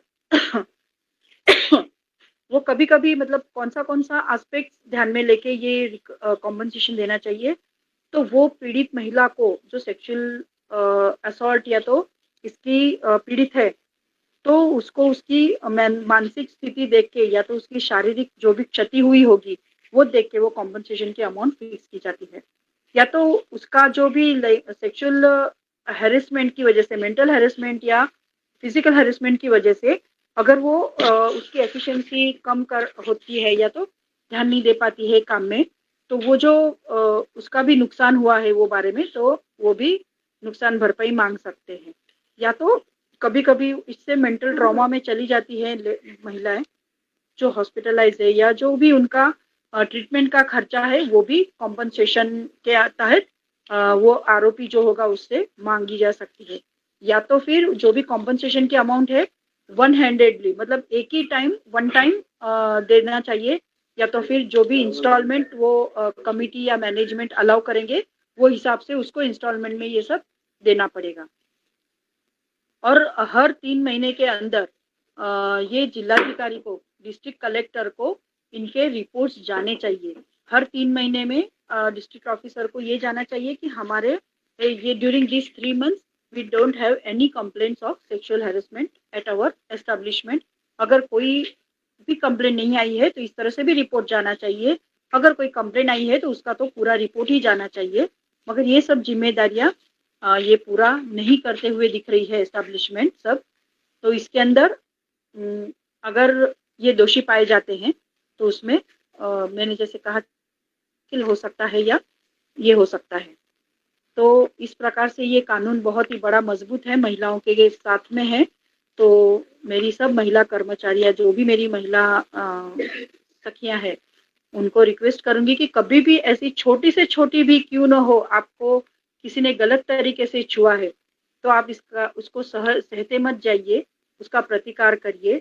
और बहुत बार मैं और ये भी कहना चाहूंगी कि ये जो सेक्सुअल हैरेसमेंट का कानून क्यों बनाना पड़ा, तो इसके अंदर बहुत सारी चर्चाएं ऐसे हो रही थी कि ऑफिसेज में भी महिलाएं तंग कपड़े पहन के जाती है, छोटे कपड़े पहन के जाती है, इसके वजह से बढ़ रहे हैं।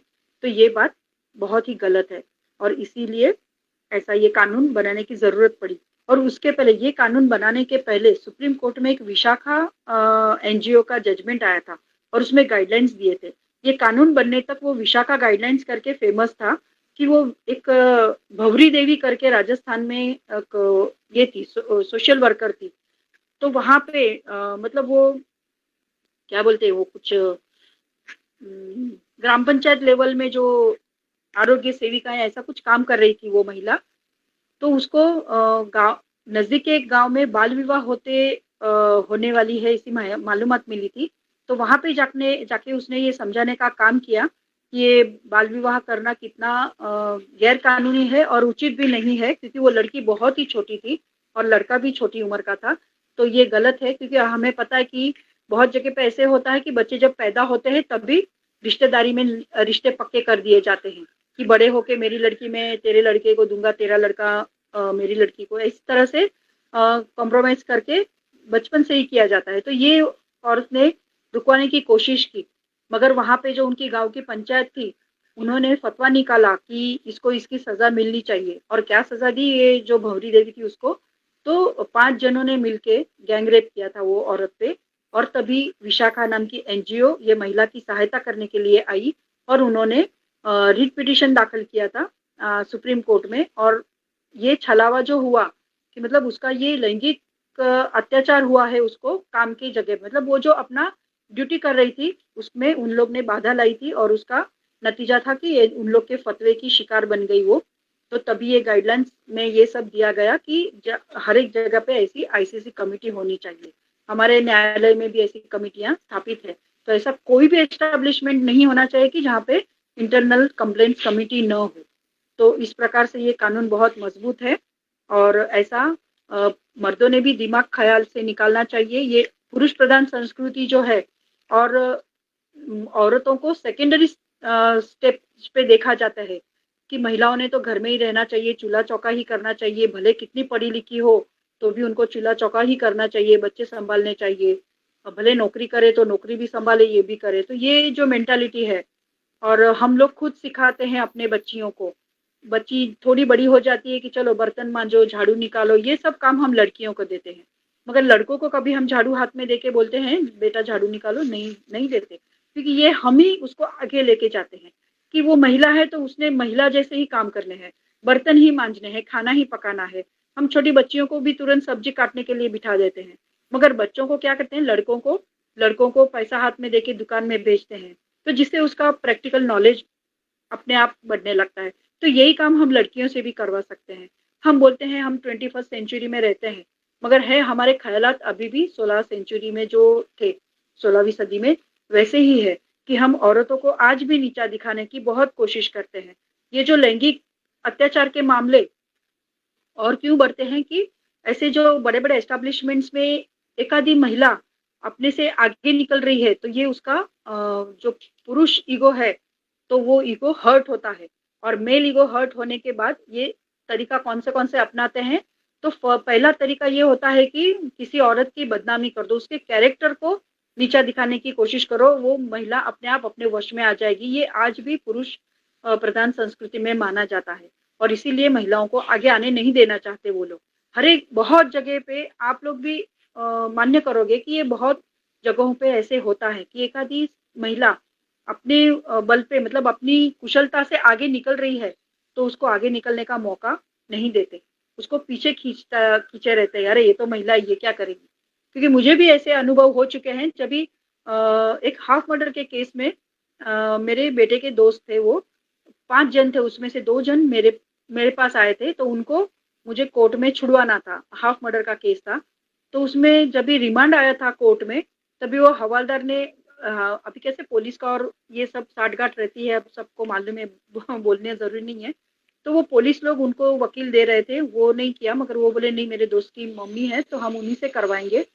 तो मैं जब भी खड़ी रही उनके साथ में वकील पत्र पे सही ले रही थी, तभी मेरे आगे निकलने के बाद वो जो रिमांड लेके आए थे पुलिस हवलदार, वो लड़कों को बोलने लगे अरे लेडीज क्या करेगी, ऐसे बड़े मैटर है, तो हाफ मर्डर का केस है, ये औरत क्या चलाएगी, ऐसा करके ये किया। ये लड़कों ने मुझे सब बाहर छूटने के बाद में बताया, अगर तभी बताते तो मैं उसी वक्त वो हवलदार को भी समझाती कि महिला आज क्या क्या कर सकती है। तो तभी उसने ऐसा बोला कि ये महिला वकील क्या करेगी, तुम्हें मदद करेगी तो आप बहुत सड़ोगे। मैंने कहा वही वकील करो, तो वो लड़कों ने नहीं सुना कि नहीं हमें काकी पे भरोसा है, हम उन्हीं के पास केस करवाएंगे। और हुआ यूं कि हम लोग ने बेल डाली और बेल मंजूर हो गई, वो दोनों लड़के जल्दी बाहर आ गए, और बाकी जो 3 लड़के थे उनके साथ में वो बहुत देर से बाहर निकले, उन्होंने जेंट्स वकील किया। ऐसा जेंट्स और लेडीज का फर्क मैं नहीं देखती हूँ, मगर जो सिचुएशन था तो वो सिचुएशन के हिसाब से, और जो भी मेरिट था वो मेरिट ग्राउंड पे हमें उनकी बेल मिली थी।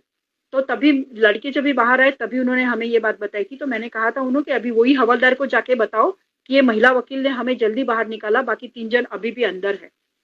तो ये इस प्रकार से महिलाओं को पीछे खींचा जाता है, मतलब महिलाओं को आज भी कम गिनने जाती है कि उनमें कैपेबिलिटी नहीं है उतनी। तो ऐसा नहीं है, आज हम अनेक उदाहरण देते हैं। सिर्फ 8 मार्च के दिन हम महिला दिन सेलिब्रेट करते हैं, नवरात्रि में 9 दिन देवियों को बहुत पूजते हैं, मगर उस वक्त हम ये भूल जाते हैं कि यही देवी को हम दूसरे दिन मारपीट करते हैं, गाली गलौज करते हैं, उसको नीचा दिखाने की कोशिश करते हैं। तो ये बैलेंसिंग नहीं है माइंड का, मतलब आइडियाज में बैलेंसिंग नहीं है, आपकी जो विचार सरणी है वो गलत है। तो ये विचार सरणी को सुधारना है, हमें बच्चों को बचपन से सिखाना है, खास करके लड़कों को। हमें पेरेंट्स से विनती है कि लड़कों को भी ऐसे तरह से सिखाओ कि हर एक लड़की, वो कोई भी उम्र की हो, रिस्पेक्ट करने की चीज है, ना कि उसको इस्तेमाल करने की चीज की तरह देखो। क्योंकि आज भी यही समझ है कि लड़कियां तो क्या इस्तेमाल करके छोड़ देने की चीज है। तो ये मेंटालिटी हम जब दिमाग से निकालेंगे तभी इस प्रकार की महिलाओं पर होने वाले अत्याचारों की केस की संख्या कम हो सकती है। मैं इतना कह के रुकती हूँ, और जिसके सवाल होंगे तो हम सवाल जवाब लेंगे। और फिर से एक बार मैं मेरे अधिकार और मेरी ये जो मर्जी फाउंडेशन है उनका आभार व्यक्त करती हूँ कि मुझे इतना यह कानून के बारे में जानकारी देने का मौका दिया। धन्यवाद। धन्यवाद मैडम। मैं साथियों से कहूंगी कि अगर किसी के कोई सवाल होंगे तो साथी मैडम से पूछ सकते हैं। आप एक एक करके अपने सवाल पूछिए।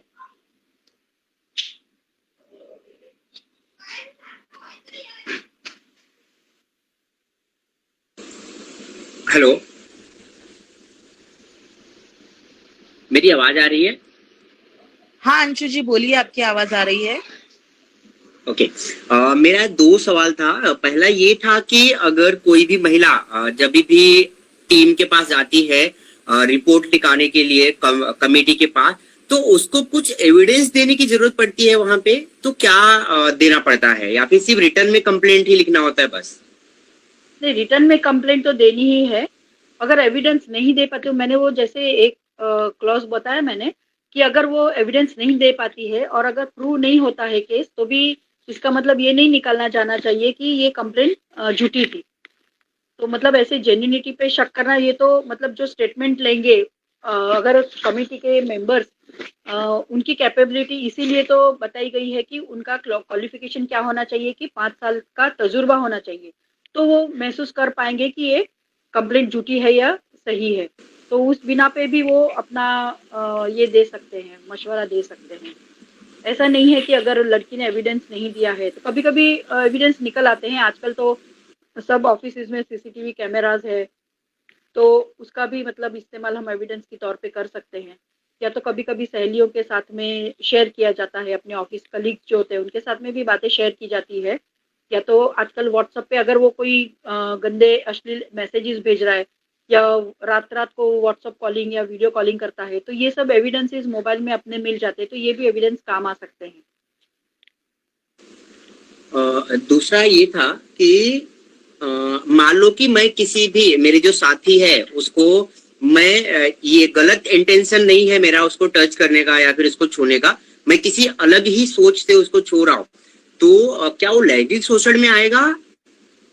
ये निर्भर करता है वो सामने वाली महिला पे कि उसको अगर इफ शी फील्स अनकंफर्टेबल, आपने आपके छूने से अगर वो अनकंफर्टेबल महसूस कर रही है, अपने को असुरक्षित महसूस कर रही है, या तो उसे ऐसा लगता है कि इसका छूना मुझे अच्छा नहीं लगा, तो वो आपको कर सकती है, मतलब वो लैंगिक छलावा में ले सकती है अगर उसको ऐसा लगा कि ये मुझे अच्छा नहीं लगा। क्योंकि हमें ऐसा बताया जाता है कि जो महिलाएं हैं उनकी सिक्स सेंस पावरफुल होती है कि वो पहचान जाती है कि ये आदमी का इंटेंशन क्या है, या तो छूने का जो स्पर्श करने का तरीका है उसके ऊपर से भी महिलाएं ताक लेती है कि इसका कुछ एंगल, मतलब उसका जो भी एटीट्यूड है वो सही नहीं है, या तो उसका जो छूने का तरीका है वो अच्छा नहीं है, सही नहीं है। Okay, thank you ma'am.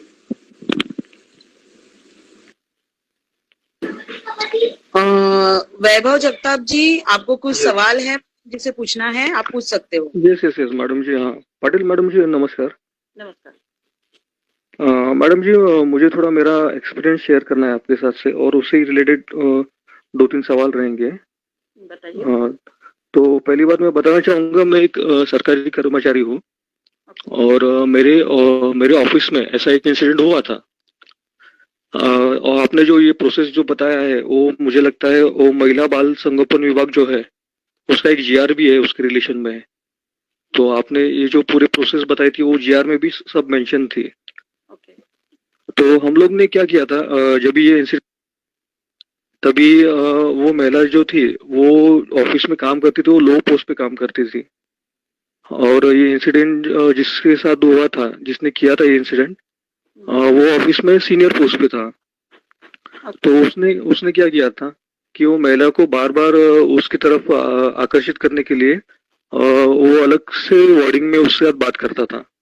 मतलब वो डबल मीनिंग जैसी वर्डिंग जो रहती है, मतलब हाँ, वो वर्ड्स में उसके साथ हमेशा बात कर रहा था। और उसका जो सीनियर ऑफिसर था उसका रवैया सब महिलाओं के प्रति ऐसे ही था, लेकिन वो वरिष्ठ पोस्ट पे होने के कारण उसके खिलाफ कोई आवाज नहीं उठाता था, सब लोग डरते थे उससे। तो ये इंसिडेंट नॉर्मली कभी भी, मतलब जब जैसे कोई सब लोग बात कर रहे हैं तो कोई भी संदर्भ लेके डबल मीनिंग बोल के वो महिला के साथ में वो ऐसे वर्ताव करता था। तो एक दिन ऐसे इंसिडेंट मेरे सामने भी हुआ था वो महिला के साथ में। लेकिन क्या हुआ था, वो महिला लो पोस्ट पे काम कर रही थी इसलिए, और वो एजेड भी थी, वो ज्यादा पढ़ी लिखी भी नहीं थी। उसका एजुकेशन 4th स्टैंडर्ड तक हुआ था। और वो जो लेडीज थी वो उससे 5 साल उम्र में बड़ी थी, वो जो ऑफिसर था उससे। मतलब वो लेडीज की उम्र 50 के ऊपर होगी और उससे 5 साल कम था। मतलब वो ऑफिसर का जो एज था उसका 45 एज होगा। तो अभी ऐसे ही ये जो चीज थी वो मेरे सामने जो घड़ी थी वो हमेशा किसी ना किसी के सामने तो घड़ती थी, लेकिन कभी भी उसके खिलाफ किसी ने कोई आवाज नहीं उठाई थी। लेकिन क्या हुआ जब भी उस ऑफिसर का जो ये था उसका रवैया था वो ज्यादा बढ़ गया, तभी उसने मेरे साथ आके बात की इसकी ये जो है वो मेरे साथ में हमेशा ऐसी अश्लील बातें करता है, डबल मीनिंग वाली बातें करता है।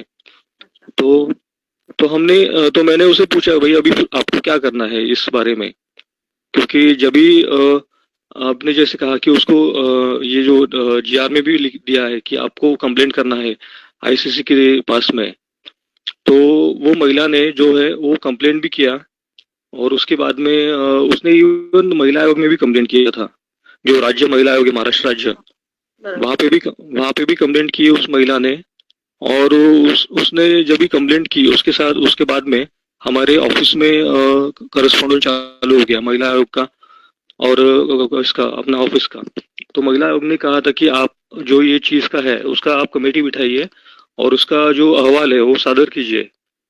लेकिन क्या हुआ था जब भी ये जो कमेटी बैठी थी वो लोग ने क्या किया, अभी वो जो ऑफिसर था वो ऑफिसर और जो हेड थे हमारे ऑफिस के, वो दोनों का रिलेशन बहुत ही अच्छा था पहले से।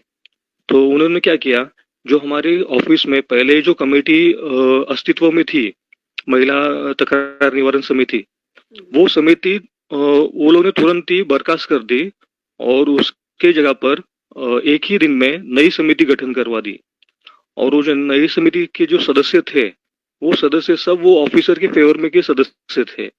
मतलब महिला अध्यक्ष वहां पे वहां पे वो लोग ने नया बिठाया था और उसके करस्पॉन्डेंस में जो 7 सदस्य थे, वो जो सदस्य थे वो सब वो जो कर्मचारी थे उनके ही फेवर में के जो सदस्य थे उनको वो लोग ने वहां पे कमेटी में स्थान दिया।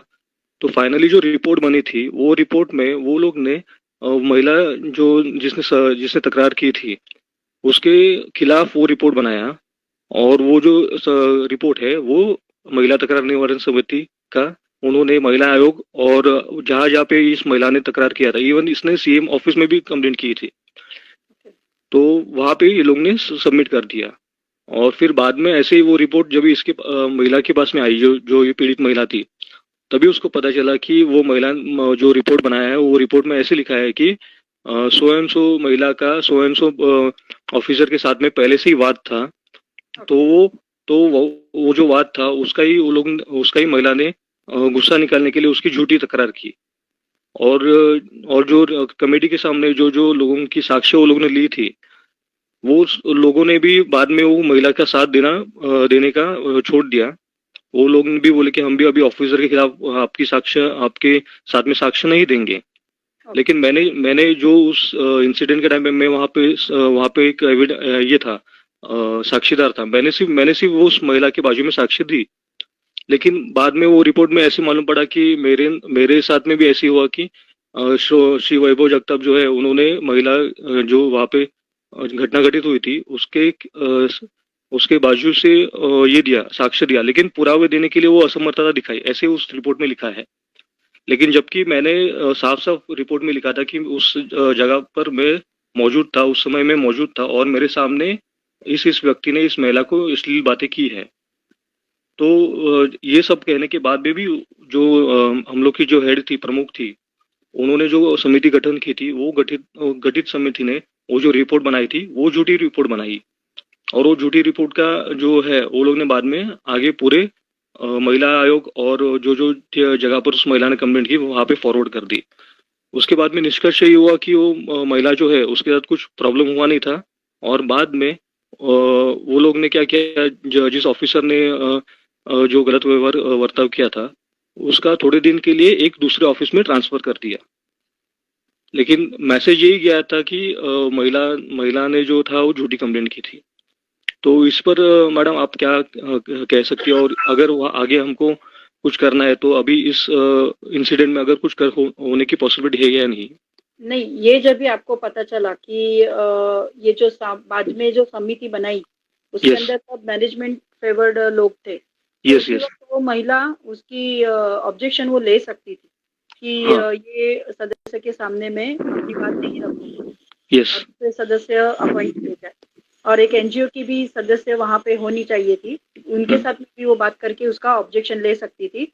या तो ये ऑर्डर से अगर वो खुश नहीं है तो वो जिलाधिकारी को भी लिख सकती थी, क्योंकि आपका गवर्नमेंट ऑफिस है तो आप जिलाधिकारी को वो औरत लिख सकती थी, या तो कोर्ट में भी प्राइवेट केस दाखिल कर सकते हैं इसके ये एक्ट के अंदर।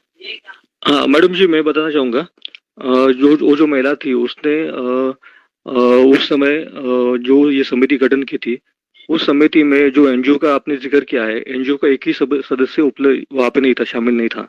अच्छा, तो और कमेटी नहीं हो सकती ना, महिला आयोग ने के अंदर ये ध्यान देना चाहिए था कि एनजीओ का मेंबर क्यों नहीं है वहाँ पे, और वो भी स्पेशली महिला होनी चाहिए और उसको थोड़ा कानून की जानकारी या महिला संबंधित कामकाज की जानकारी होनी जरूरी है। ऐसे सदस्य को अपॉइंट किया जाता है जो ये बाकी सब एम्प्लॉय से, मतलब वो जो एस्टेब्लिशमेंट में कर्मचारी है उसके व्यतिरिक्त होते हैं ये, तो उनको भी अपॉइंट करना चाहिए। अगर ऐसे नहीं किया है तो ये कमिटी ही नहीं है, मतलब दैट इज इलीगल कमिटी है। हाँ मैडम, ये पूरे जो स्टार्टिंग से एंड तक जो लोग ने किया था ना, वो सिर्फ वो इंसान को बचाने के लिए ये सब किया था, ये बाद में सबको पता चल गया था। लेकिन तो अभी यही होता है, और फिर क्या होता है, औरतें ये सोच के फिर मतलब अपने हथियार डाल देती है कि जाने दो अभी, और कितना लड़ूं, और घर से भी थोड़ा ये करते, डिमोरलाइज करते हैं घर वाले भी। तो ऐसे वक्त में घर वाले डिमोरलाइज वहाँ पे क्या हुआ था कि बाद में हम लोग ने महिला आयोग को उसकी तकरार की थी कि ये जो कमेटी बनी है उसमें ये लूप्स है कि एनजीओ सदस्य नहीं है, वो समिति रातों रात वो लोग ने चेंज करके नए सदस्य की गठन की है, और ऐसे जो प्रॉब्लमेटिक चीजें थी वो लोग ने बाद में महिला आयोग को भी इसका ये किया था। महिला आयोग ने रिप्लाई भी किया था कि हम लोग ने उसकी इंक्वायरी करने के लिए वापस से कहा है वो स्थापनाकों को, लेकिन उसके बाद में कुछ भी इसके ऊपर कुछ भी नहीं हुआ है अभी अब तक।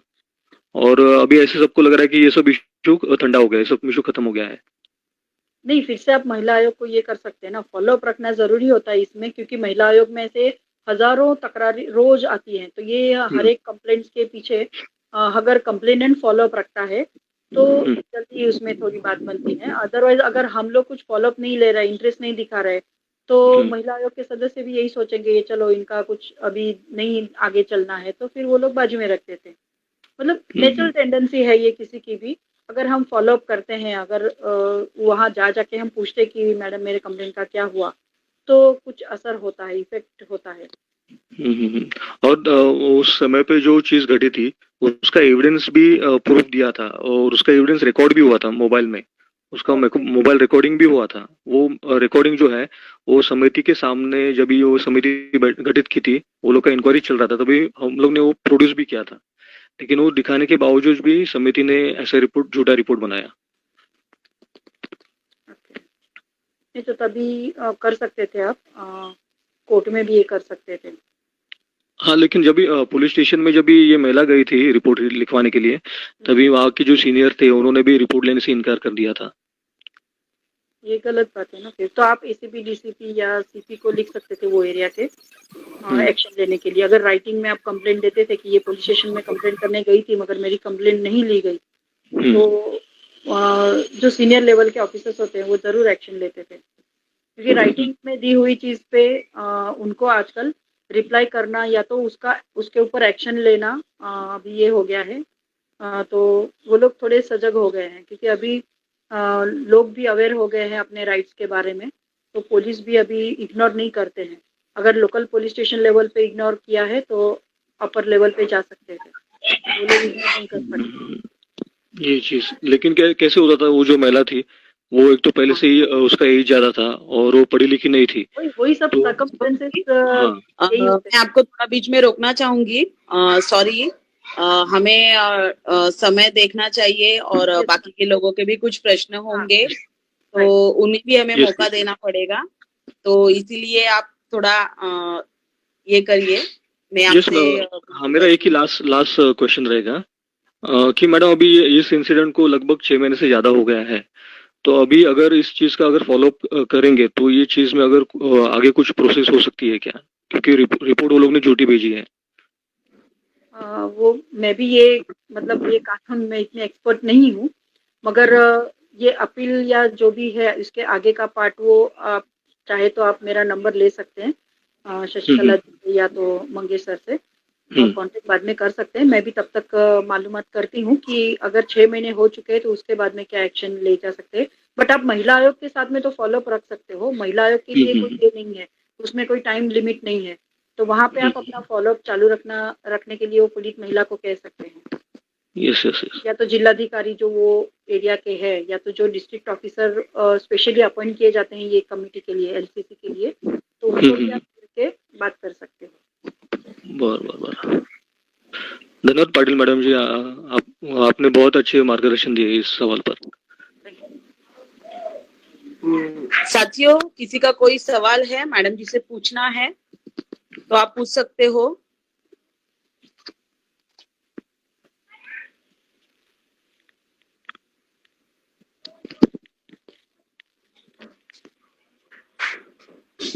हेलो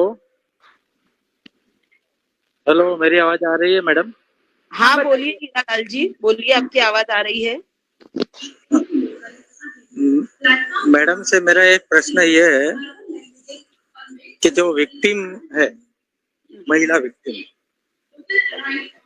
उसे खिलाफ जो कमेटी में जो इंक्वायरी चालू है, तो वो कोई एडवोकेट या किसी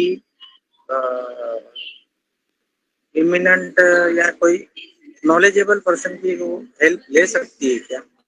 हाँ जरूर ले सकते हैं ना, एक्सटर्नली वो ले सकते हैं, मगर कमेटी के जो सदस्य हैं उन्हीं के सामने उनको बात करनी होगी। गाइडेंस के लिए तो वो किसी के भी गाइडेंस ले सकते हैं, किसी भी लॉयर की ले सकते हैं, किसी की, उसके ऊपर कोई रोकथाम नहीं है। अगर उसको प्रिवेंट किया गया तो फिर वो महिला के पास क्या रेमेडी है? मतलब किस चीज के लिए प्रिवेंट किया गया? कंप्लेंट करने से प्रिवेंट किया गया तो नहीं, प्रिवेंट इसके वो जो कमेटी में है, उसने रिक्वेस्ट किया था कि मुझे एडवोकेट या मेरे कोई भी जो रिलेटिव है या साथ में नहीं ला सकते वहां पे। वो साथ में वो समिति के सामने जब भी उनको सवाल जवाब के लिए बिठाएंगे तभी वो वहां पे किसी और को नहीं लेके जा सकते। चाहे उनके रिलेटिव आके वो जहाँ पे एस्टेब्लिशमेंट है या जो भी जगह है उधर बाहर बैठ सकते हैं, बाहर रुक सकते हैं, मगर वो उसके साथ में समिति के सामने जब इंक्वायरी चल रही है तभी नहीं जा सकते। ये बात सही है। अच्छा, ये एक्ट में है, ये प्रोविजन है? हाँ है कि वो सिर्फ वो महिला वहां पे होनी चाहिए, उसके कोई रिश्तेदार, मतलब ऐसा नमूद नहीं है, मगर वो कंप्लेनेंट अकेली वहां पे होनी चाहिए उसका स्टेटमेंट देने के लिए। लेकिन वो कंप्लेनेंट को जो गेट होता है, गेट के साथ में एंट्री भी उसके भाई के साथ गई थी, तो उसका भाई को भी एंट्री नहीं करने दिया, उसको भी एंट्री नहीं करने दिया। नहीं, अगर वो पीड़ित है, कंप्लेनेंट है, तो उसको तो समिति के सामने अगर बुलाया है तो उनको तो जाने देना चाहिए। अगर प्रिवेंट किया गया है तो फिर पुलिस में कंप्लेंट करना चाहिए था। Okay, thank you. और कोई साथी, किसी के कोई सवाल हो तो मैडम जी से पूछ लीजिए। हमें टाइम की सीमा को भी देखना होगा, टाइम निकल जा चुका है हमारा। और आज सलाह फ्री में दी जाएगी, अपना वेबिनार है, कभी कांटेक्ट करेंगे तो फीस देनी पड़ेगी। तो ये एक अच्छा मौका है। मेरी आवाज आ रही है आपको? हाँ दिनेश रमन जी बोलिए, आपकी आवाज आ रही है। अच्छा, मुझे एक बात करनी थी मैडम जी से। मैडम जी, जो आप बोल रहे हैं कि काम के इसमें जो हैरेसमेंट होती है लेडीज लोगों को, तो उसकी एक तकरार मेरे पास भी आ गई थी कि एक ऑफिस में वो पीड़ित व्यक्ति जाती है, वहां पर 2 मैनेजर है, एक बहुत प्यार से उसको समझाता है और एक बहुत क्रोध से बात करता है। और उसमें ऐसा होता है कि इसका ये नया फ्रेशर है वहां पर, ये जो पीड़ित व्यक्ति फ्रेशर है, और वहां पर जाके उसको एक बहुत समझा के बताता है कि ऐसा काम करना है, वैसा काम करना है, सब उससे हर बात शेयर करता है, उससे पर्सनली कांटेक्ट करके बात करता है, सब ऐसे मतलब चल रहा था उनका। और ऑफिस जाने के बाद दूसरे दिन उसका बॉस उससे डांट के बात करता है, मतलब दूसरा मैनेजर। ऐसा हो रहा था, मतलब सीनियर और जूनियर मैनेजर थे दोनों। तो वो पीड़ित व्यक्ति मेरे पास आके बोले कि ये लोग का कुछ ट्रैक है क्या ऐसा, कि एक जन प्यार से समझा रहा है और एक जन ऐसा कर रहा है। लेकिन वो मेरे को पर्सनल कॉल करता है और फिर बाद में पूछता भी है कि सर डांटे, बुरा मत मानो, मैं है ना, मैं हूं ना। मतलब ये कुछ ट्रैक होता है क्या उनका ऐसा? कहाँ पर ऐसी घटना घड़ी है क्या? तो मुझे उसको मैंने भी समझा उसको कि ये तू संभल के रहना, जो भी है वो आपको काम करना है वहां पर, तो आप थोड़ा संभल के काम कीजिए, क्योंकि हर कोई आदमी आपको सहानुभूति तो दिखाएगा, लेकिन तकलीफ में आपको मालूम हो कौन से एंगल से आपको सहानुभूति दे रहा है। तो कंप्लेन होती है, जो भी पीड़ित विक्टिम है तो वो डिसाइड उनको करना है, क्योंकि हाउ शी फील्स, उनका जो फोन कॉल आता है तो वो किस तरह से बात करते हैं, उसका मतलब वो जैसे डबल मीनिंग बहुत ही महत्वपूर्ण है इसके अंदर, जो ऐसी डबल भाषा में बात करती है कि हाँ समझ रहे हो ना मैं क्या कहना चाहता हूँ, मैं आपको सहायता करूंगा मगर आपको भी मेरी सहायता करनी पड़ेगी, अगर ऐसे ऐसे वर्ड्स भी यूज करता है तो ये सेक्सुअल हैरेसमेंट में आ जाता है। तो अगर वो पीड़ित महिला को डिसाइड करना है कि वो किस तरह से बात करता है सामने वाला, और अगर she is not comfortable and she feels कि ये अपना सेक्सुअल ये हैरेसमेंट हो रहा है, मेंटल हैरेसमेंट हो रहा है, तो ये मैडम ये ना ये एक्चुअली सेक्सुअल हैरेसमेंट नहीं था, ये मेंटली हैरेसमेंट था। कैसे मालूम, वो उसका बॉस एक बार डांटा और उसके बाद है ना ये जो आदमी है इसको वो एक बार we are talking on sexual harassment at workplace. Mental torture वो अलग बात है, वो अलग तरीके की बात है, ये सेक्सुअल हैरेसमेंट करके भी मेंटल टॉर्चर होना अलग बात है। एक्चुअली सेक्सुअल हैरेसमेंट की बात है तो बात हम आगे कर सकते हैं। ओके ओके ठीक है।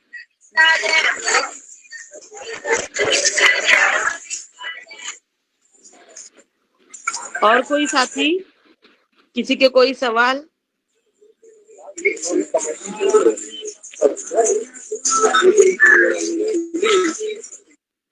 मुझे लगता है सब साथियों के सवाल खत्म हो चुके हैं। नहीं, मेरा एक सवाल है।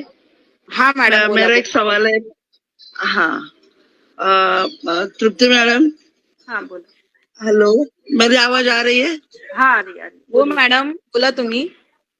हाँ मॅडम, एकदा असं माझ्यासोबत पण घडलं होतं. जसं बस में बैठी थी मैं, बाजू में एक जेंट्स थे, वो पेपर पढ़ने के बहाने ऐसा कुछ बैड टच कर रहे थे, वो मुझे महसूस हो रहा था।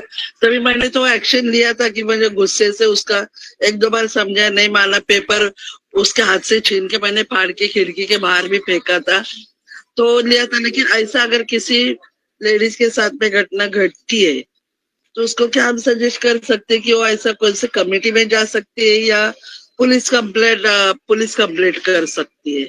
नहीं, ये बस मतलब बस उस टाइम पे अभी मैंने तो एक्शन लिया था, लेकिन ऐसा दूसरी कोई महिला है तो उसको हम क्या सजेस्ट कर सकते हैं? जा सकते हैं ना, वो बीएसटी की कंप्लेंट कमेटी होती है, वहां पे जाके कंप्लेंट कर सकती है वो आदमी के खिलाफ, क्योंकि भले वो बस बीएसटी की है या स्टेट ट्रांसपोर्ट की है, मगर ट्रैवल करने वाला आदमी और वो पीड़ित महिला दोनों साथ में वहीं पे थे, तो वो तकरार वहां पे कर सकती है। मतलब जिधर घटना घटी है वहीं की जगह पे कर सकती है। तो ये एक्ट में है ऐसा कि या तो फिर वो आरोपी जहाँ रहता है अगर वो पहचानता है तो उसके वो जगह पे जाके भी कर सकते हैं कंप्लेंट। तो वहां पे भी अगर ये पब्लिक ट्रांसपोर्ट है तो यहाँ उनकी भी कमेटी होती है, इंटरनल कंप्लेंट्स कमेटी, तो वो कमेटी में जाके भी आप कंप्लेंट कर सकते हो। और बहुत बार ऐसे ये अनुभव जैसे है, हर एक, मैंने बोला ही था कि हर एक महिला को, वैसे हम भी उसमें से ये नहीं है, बाकात नहीं है, सबके साथ ऐसा एक्सपीरियंस हो चुका होता है। तो इस वक्त क्या करना चाहिए, जैसे मैंने शेयर रिक्शा का भी एक्सपीरियंस मतलब एग्जांपल दिया कि ऐसे वक्त में अगर कोई आपको आपके प्राइवेट पार्ट्स को टच करने की कोशिश करता है या चिपकने की कोशिश करता है, तो उस वक्त अगर आप रिक्शा में है, एक पहली बार तो उसको समझा के बोलो कि थोड़ा ठीक से बैठो, हमें टच मतलब हमें आई एम अनकंफर्टेबल, तो आप सीधी तरीके से बैठो। अगर फिर भी नहीं मानता है तो आप रिक्शा वाले को बोल सकते हो कि रिक्शा को रुकवा दो, या तो उसको उतार दो या तो मैं उतर जाऊं, क्योंकि ये जिम्मेदारी जब भी आप कोई ट्रांसपोर्ट में हो तो वो जिम्मेदारी वो आदमी की होती है जो ये ट्रांसपोर्टेशन कर रहा है, चला रहा है, या जो उसका मालिक है। बस में भी इसी तरह आप कर सकते हो। Conductor is the responsible person for all kinds of this kinds of incidences. आप कंडक्टर को बोल के बस रुकवा सकते हो। ऐसे मैंने बस में किया था कि एक दूसरी लड़की के साथ में वो मतलब लड़का आदमी पीछे से चिपक के जानबूझ के मतलब बस का धक्का लग रहा है ये दिखाने की कोशिश कर रहा था, तो वो लड़की अनकंफर्टेबल थी, ऐसा मुंह बिगाड़ के पीछे उसके सामने देखे ठीक से खड़ा रहो कर रहा था। तो जब भी मैंने बीच में बोलने की कोशिश की तो वो आदमी बोलता है मैंने तुमको तो नहीं धक्का मारा, तुम क्यों बीच में बोल रही हो। तो मैंने उस वक्त बोला था मैं एक महिला हूँ और महिला को अगर तकलीफ होगी तो मैं जरूर आवाज निकालूंगी। और फिर मैंने कंडक्टर को बोला या तो बस रुकवा के इसको उतार दो या तो फिर हम लोग पुलिस में चलेंगे। तो वो आदमी भी इतना अडामन था, नहीं माना। कंडक्टर बोलता है कि मैडम क्यों सबका टाइम बर्बाद कर रहे हो, तुमको इतनी सोशल सर्विस की पड़ी है, ये वो सब पैसेंजर्स भी भड़क गए। मैंने कि बोल दिया ठीक है सीधा पुलिस स्टेशन में लेके चलो बस को। और पुलिस स्टेशन 5 मिनट की दूरी पे था, आ रहा था पुलिस स्टेशन। तो तभी बाद में फिर कंडक्टर ड्राइवर थोड़े से डर गए और मैंने तभी बताया कि मैं वकील हूँ और महिलाओं के लिए महिलाओं के विशेष प्रश्नों के लिए तो मैं जरूर खड़ी रहूंगी। तभी थोड़े डर गए और फिर वो पैसेंजर को थोड़ा सा सुना के उसको उतार दिया कि तू आज के बाद ये मतलब हम जो बस में रहेंगे वो बस में आने का नहीं, हम लोग तेरे को लेंगे नहीं। और उसको बीच रास्ते में उतार दिया। तो ये महिलाएं अगर हिम्मत करेगी तो जरूर कुछ हो सकता है। हमें ही हिम्मत करने की जरूरत है। हम दूसरे को अपने को हेल्प करे ये राह नहीं देखनी है। तो हमें सक्षम बनना है, कॉन्फिडेंट बनना है। और कॉन्फिडेंट कब बनेंगे तो ये मर्जी फाउंडेशन का मैं इसीलिए धन्यवाद कर रही हूँ कि आप जो भी आपके ग्रुप में है महिलाएं हैं, जो युवतियां हैं, युवक हैं, उनको आप सक्षम कर रहे हो। नॉलेज की वजह से भी आप एक सक्षम बन सकते हो। आज मैं भी क्यों कॉन्फिडेंटली कर रही हूँ, because I have the knowledge, I have position है तो मैं ये कर सकती हूँ। तो अगर आपको भी नॉलेज है तो आप बोल सकते हो कि ये कानून में गलत है और इसका जरूर हमें इसमें सहायता मिलनी चाहिए। तो आप कहीं भी पब्लिक ट्रांसपोर्ट में हो तो आप जरूर वहां पे सहायता मांग सकते हो, कंडक्टर को बोल सकते हो। अगर ट्रेन में हो तो आप ट्रेन के गार्ड को जाके बोल सकते हो कि मेरे साथ ऐसा ऐसा यहाँ पे हुआ है, या तो वहाँ पे रेलवे के पुलिस होते हैं, वहां पे जाके आप कंप्लेंट तुरंत दे सकते हो। धन्यवाद मैडम। और कोई साथी, किसी का कोई सवाल?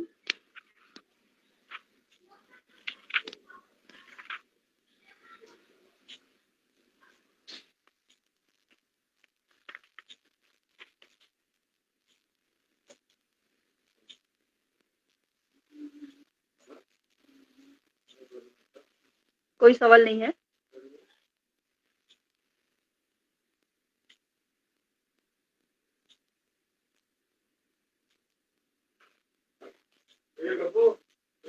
मैं फिर एक बार मर्जी फाउंडेशन का धन्यवाद करती हूँ और मुझे जो मेरा नॉलेज है वो शेयर करने का मौका दिया, इसके लिए मैं बहुत बहुत आभारी हूँ।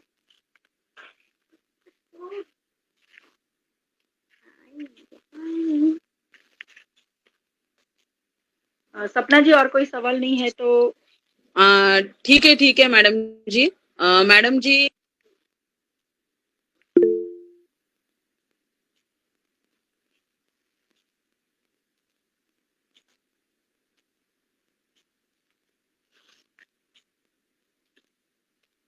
आवाज नहीं आ रही है। Hello hello. हाँ मैडम, मेरी आवाज आ रही है आपको? हाँ अभी आ रही है। हाँ मैडम जी, मैं आपका धन्यवाद करती हूँ कि आपने बहुत अच्छी जानकारी हम तक पहुंचाई। मैं मर्जी संगठन का भी बहुत बड़ा धन्यवाद करती हूँ कि उन्होंने ऐसा मंच दिया है और ऐसे मंच से मैं जुड़ी हूँ। आप जैसे वक्ता आके इतनी अच्छी जानकारी हमें दे रहे हैं। आज मैं भी एक महिला हूँ, मेरे साथ भी बहुत बार ऐसा कुछ होता है, मैं कहीं जाती हूँ तो, और हुआ है। आज सुबह भी ऐसा एक वाकया मेरे साथ हुआ है मार्केट में। तो मैं तो हमेशा से पहले से ही मैं हमेशा एक्शन लेती हूँ, मेरी वो आदत ही है। और मेरे साथ हो या किसी और के साथ हो, मैं नहीं देखती हूँ। और आज आपने जो जानकारी दी है उससे और भी बहुत अच्छा बढ़ावा मिला है कि पता चला है कि हमें और क्या करना चाहिए। मर्जी संगठन की तरफ से मैं आपका बहुत बहुत धन्यवाद देती हूँ मैडम। और यहीं पर अपनी कार्यक्रम की मैं समाप्ति करती हूँ। धन्यवाद। फिर से सबका एक बार धन्यवाद। धन्यवाद मैडम।